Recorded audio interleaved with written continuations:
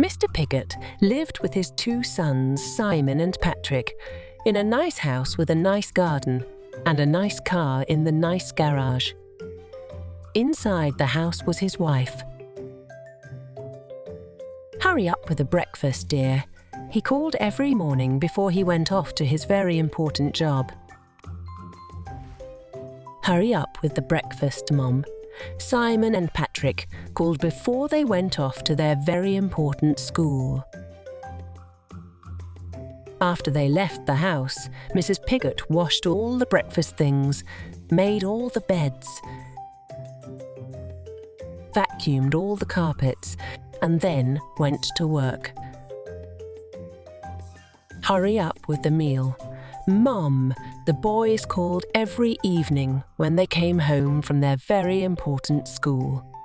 "Hurry up with the meal, old girl," Mr. Piggot called every evening when he came home from his very important job. As soon as they had eaten, Mrs. Piggot washed the dishes, washed the clothes, did the ironing, and then cooked some more. One evening, when the boys got home from school, there was no one to greet them. "Where's Mum?" demanded Mr. Piggot when he got home from work. She was nowhere to be found. On the mantelpiece was an envelope. Mr. Piggot opened it. Inside was a piece of paper.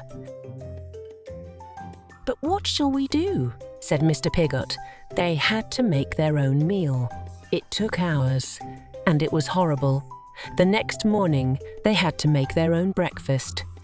It took hours, and it was horrible. The next day and the next night, and the day after that, Mrs. Piggot was still not there. Mr. Piggot, Simon, and Patrick tried to take care of themselves. They never washed the dishes. They never washed their clothes. Soon the house was like a pigsty. "When is Mum coming home?" The boys squealed after another horrible meal. "How should I know?" Mr. Piggot grunted. They all became more and more grumpy. One night, there was nothing in the house for them to cook. "We'll just have to root around and find some scraps," snorted Mr. Piggot. And just then Mrs. Piggot walked in.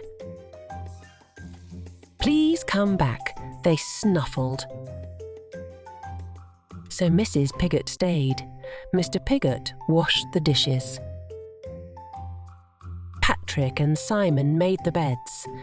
Mr. Piggot did the ironing. And they all helped with the cooking. Sometimes they even sort of liked it. She fixed the car. The Piggy Book by Anthony Browne.